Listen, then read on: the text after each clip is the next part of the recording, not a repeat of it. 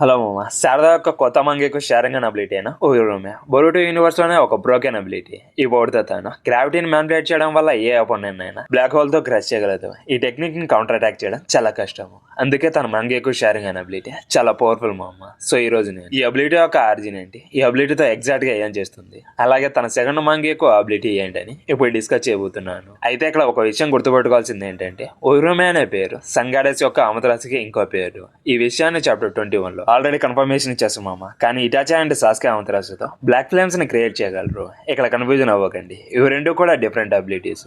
But ఈ రెండు abilities కూడా ఒకటే గాడెస్ నుంచి ఇన్స్పైర్ అయ్యి క్రియేట్ చేసినవి. అంటే ఈ అబిలిటీ బ్లాక్ ఫ్లేమ్స్ కి వేరియంట్ అని కాదు. ఇక్కడ సన్ గాడ్ యొక్క పవర్స్ ఫ్లేమ్స్ లాగా కనిపిస్తాయి, బికాస్ సన్ అంటేనే హీట్ కాబట్టి. కానీ ఈసారి గ్రావిటీ ఫామ్ లో మేనిఫెస్ట్ అయ్యింది. ఎందుకంటే ఒక పవర్ఫుల్ గ్రావిటీతో ప్లానెట్స్ అన్ని సన్ చుట్టూ తిరుగుతాయి.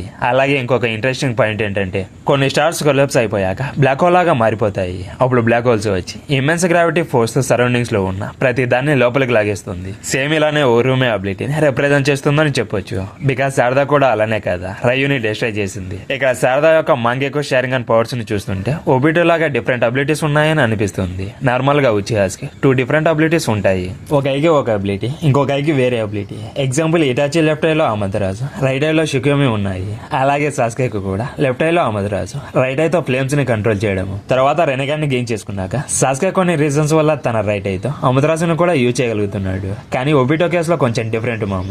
అతనికి ఒకే ఒక అబిలిటీ ఉంది, బట్ దానికి 3 డిఫరెంట్ వేరియంట్స్ ఉన్నాయి. అతని రైట్ అయితే షార్ట్ రేంజ్ కామోని యూజ్ చేయగలడు. ఆ అబిలిటీతో ఎనిమీస్ ని కామోయి డిస్టెన్స్ లోకి సెండ్ చేయగలడు. దాంట్లో ఇంకో వేరియంట్ కూడా ఉంది. అదేంటంటే ఒబిటో తన బాడీని అండ్ తన బాడీలోని కొన్ని పార్ట్స్ ని కామోయి డిస్టెన్స్ లోకి టెలిపోర్ట్ చేయగలడు. అందుకే తన మీద అటాక్ చేసిన ఆ అటాక్స్ వర్క్ అవ్వవు. బట్ మినిటో వచ్చి తన టెలిపోర్టేషన్ జుట్సుని యూజ్ చేసి తన కునాయిని ఒబిటోని క్రాస్ చేసిన తర్వాత ఆ కునాయితో ప్లే చేంజ్ చేసుకుని వెనకాల నుంచి ఒబిటో మీద అటాక్ చేస్తే వర్క్ అవడం చూసాము. అలాగే తన షేరింగ్ అంతా డిఫరెంట్ ప్లేసెస్ లోకి ఇన్స్టెంట్ గా టెలిపోర్ట్ అవ్వగలడు.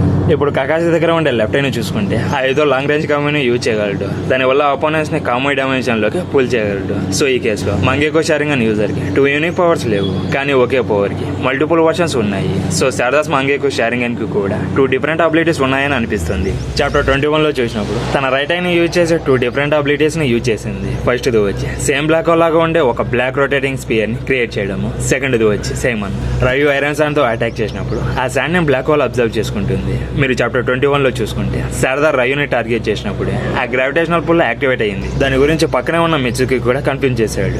ఈ గ్రావిటేషనల్ పుల్ రయు మీద, ఐరన్ శాండ్ మీద అండ్ శారదా మీద మాత్రమే ఈ ఎఫెక్ట్ అనేది పడుతుంది. అయితే ఇక్కడ ఉన్న మన మీద లేదా పక్కన ఉన్న ఆబ్జెక్ట్స్ మీద కూడా పడలేదు. అంటే శారదా తన గ్రావిటీ పవర్స్ ని ఎవరి మీద అప్లై చేయాలో తనే డిసైడ్ చేసుకోగలదని చెప్తాడు. బట్ ఈ పవర్ లిమిట్స్ కూడా ఉన్నాయి. శారదా ఏ ఆబ్జెక్ట్ ని చూస్తుందో దాని మీద మాత్రమే ఈ ఎఫెక్ట్ అనేది అప్లై చేస్తుంది, లేకపోతే చేయలేదు.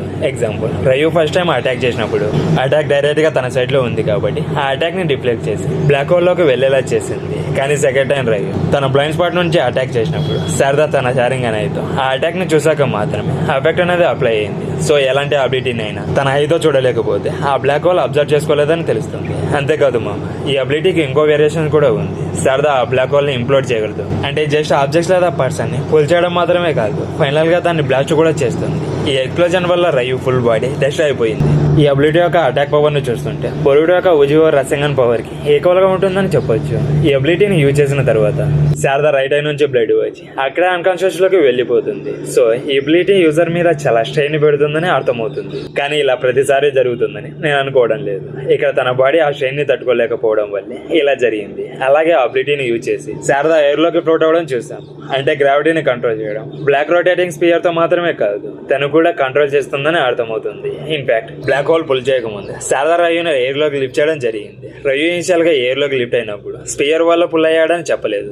కానీ ఆ తర్వాత బ్లాక్ హోల్ లోకి వెళ్లకుండా గ్రౌండ్ ఐరన్ శాండ్ తో పట్టుకునేటప్పుడే శారదా ఎక్స్ట్రా ఫోర్స్ ని యూజ్ చేసి రయుని అండ్ ఐరన్ శాండ్ ని రెండింటిని బ్లాక్ హోల్ ని పుల్ చేస్తుంది. సో శారదా గ్రావిటేషనల్ ఫోర్స్ ని డిక్రీజ్ చేయగలదని దీంతో క్లియర్ గా తెలుస్తుంది. అండ్ ఈ పాయింట్ లో శారదా బ్లాక్ హోల్ పుల్ చేయడం వల్ల తన ఎయిర్ లో లిఫ్ట్ అవ్వలేదని ప్రూవ్ అయింది. తన అపోనెంట్ దగ్గర ఫ్లయింగ్ అబిలిటీ లేనప్పుడు శారదాకి ఈ పవర్ తో అడ్వాంటేజ్ ఉంటుంది. గ్రౌండ్ మీద ఉన్న వాళ్ళు స్పీడ్ ని ప్రాపర్ గా యూజ్ చేసుకోలేకపోవచ్చు, అటాక్స్ ని టాచ్ చేయడం కూడా కష్టమైపోతుంది. బట్ సరదాకి గ్రావిటీని ఇంక్రీజ్ చేయడం మాత్రమే కాదు, పెంచడం కూడా వస్తుంది. ఎగ్జాంపుల్, రయు బ్లాక్ హోల్ నుంచి ఎస్కేప్ అవడానికి అతను ఒక క్లాక్రిమ్ ని సమ్మించేసి దాని మీద ఉన్న క్లాక్రిమ్ మార్క్ ని యూజ్ చేసి టెలిపోర్ట్ అవ్వాలని అనుకుంటాడు. కానీ శారదా ఇన్స్టెంట్ గా తన అబిలిటీని యూజ్ చేసి రయు బాడీ మీద గ్రావిటేషనల్ పుల్ ని ఇంక్రీజ్ చేస్తుంది. దానివల్ల రయు ఒక ఫింగర్ ని కూడా మూవ్ చేయలేకపోతాడు. ఈ విషయాన్ని రయునే మెన్షన్ చేశాడు.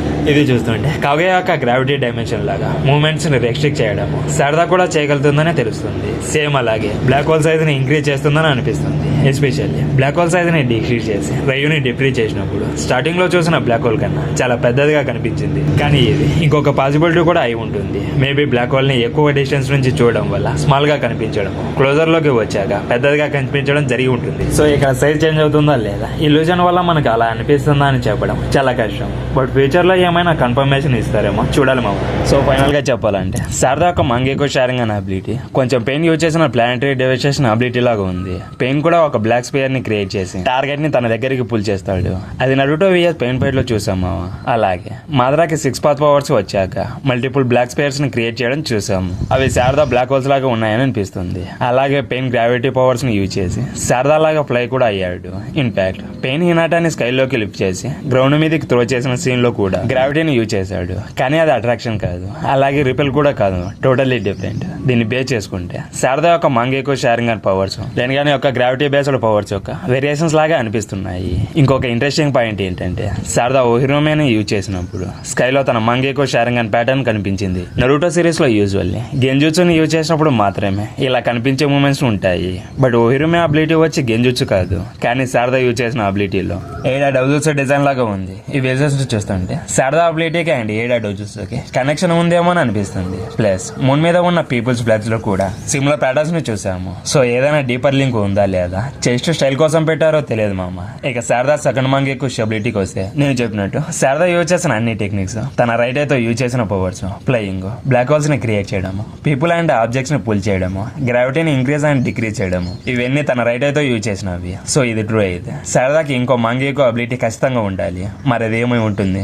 శారదా మదర్ సాక్రా కాబట్టి హీలింగ్ అబిలిటీస్ అయి ఉంటుందని చెప్పొచ్చు. బట్ శారదా నెక్స్ట్ అబిలిటీ వచ్చి టైమ్ మ్యానిపులేషన్ అయి ఉంటుంది. ఎందుకంటే సన్ యొక్క సింబల్ వచ్చి టైం తో బాగా కనెక్ట్ అవుతుంది. సో ఉరుమినేమ్ ని యూజ్ చేశారంటే మేబీ శారదా లెఫ్ట్ ఐ లో టైం బేస్డ్ పవర్ ఉంటుందేమో. యాక్చువల్లీ క్యాలెండర్స్ అన్ని సన్ యొక్క పొజిషన్ ని బేస్ చేసుకుని క్రియేట్ చేస్తారు. సన్ రైజ్ అండ్ సన్సెట్ ని యూజ్ చేసి టైం ని ట్రాక్ చేయడం స్టార్ట్ చేశారు. సో హీలింగ్ అబిలిటీ కాకుండా శారదా నెక్స్ట్ మంగేకు షేరింగ్ అనే అబిలిటీ వచ్చి టైం బేస్డ్ పవర్ ఉంటుందేమో అని అనిపిస్తుంది. Example temporal lock and reversion. Temporal lock అంటే ఏంటంటే శారదా ఒక స్పెసిఫిక్ మూమెంట్ లో పర్సన్స్ ని, ఆబ్జెక్ట్స్ ఆర్ సీన్స్ ని ఫ్రీ చేసి కంప్లీట్ గా డేటా లాక్ చేయడము. దాంతో పాటు ఫిజికల్ కండిషన్, చక్ర ఫ్లో, పొజిషన్స్ అన్ని లాక్ అవుతాయి. ఇది గెంజుట్సు లాగా కాకోకుండా రియల్ వరల్డ్ మీద ఇన్ఫ్లుయెన్స్ చేస్తుంది. ఇక రివర్షన్ అంటే ఏంటంటే శారదా ఈ పవర్స్ ని యూజ్ చేసి అపోనెంట్స్ ని లూప్ లో ట్రాప్ చేయొచ్చు, ఫెడరల్ ఇంజరీస్ ని హీల్ చేయొచ్చు, అలాగే బ్యాటిల్ ఫీల్డ్ లో జరిగిన డ్యామేజెస్ అన్ని కూడా రీసెట్ చేయొచ్చు. ఒకవేళ శారదాకి ఇలాంటి పవర్ఫుల్ అబిలిటీస్ వచ్చాయనుకోండి, డెఫినెట్ గా తన బాడీ మీద హెవీగా స్ట్రైన్ అనేది పడుతుంది. అలాగే లాంగ్ కూల్ డౌన్ పీరియడ్ ఉండాలి. అంటే పవర్స్ ఒకసారి వాడినాక మళ్ళీ యూజ్ చేయడానికి టైం పడుతుంది. ఇలా జరుగుతుంది కాబట్టి ఈ పవర్స్ ని క్యాజువల్ గా వాడలేరు, టైమింగ్ అండ్ ప్రిజన్స్ తో యూజ్ చేయాలి. కానీ ఇది కొంచెం టూ మచ్ గానే నాకు అనిపిస్తుంది మామ. So basically Sharada's next ability వచ్చి ఓరియోమేకి ఆపోజిట్ గా ఉంటుంది. ఒక ఐ డిస్ట్రాయ్ చేస్తే ఇంకొక ఐ రెస్టోర్ చేస్తుంది. అలాగే ఇంకొక పాసిబిలిటీ కూడా ఉంది. ముందు నేను చెప్పిన చోకు మంగేకు వీడియోలో శారదా కేకేగా బేస్డ్ అబిలిటీస్ లేదా సింజూస్ ని కాపీ చేయగలిగే అబిలిటీ శారదాకి ఉంటుందని మెన్షన్ చేశాను కదా మామ. ఆ అబిలిటీస్ వస్తే చాలా క్రేజీగా ఉంటుంది. సో ఈ వీడియో మీద మీ ఒపీనియన్ ఏంటో కామెంట్ లో చెప్పండి మామ. అలాగే శారదాకి సెకండ్ మంగేకు షేరింగ్ అన్న ఎలాంటిది వస్తుందో కామెంట్ లో చెప్పండి. ఈ వీడియో మీకు నచ్చినట్లయితే like, comment and me friends కూడా షేర్ చేసి మా ఛానల్ కి సపోర్ట్ చేయండి. అలాగే మా ఛానల్ కి కొత్తగా వచ్చినట్లయితే ప్లీజ్ సబ్స్క్రైబ్ మై ఛానల్. ఇక నెక్స్ట్ మరిన్ని యానిమే వీడియోస్ తో మళ్ళీ కలుద్దాం. అంటిల్ దెన్ బై మామ.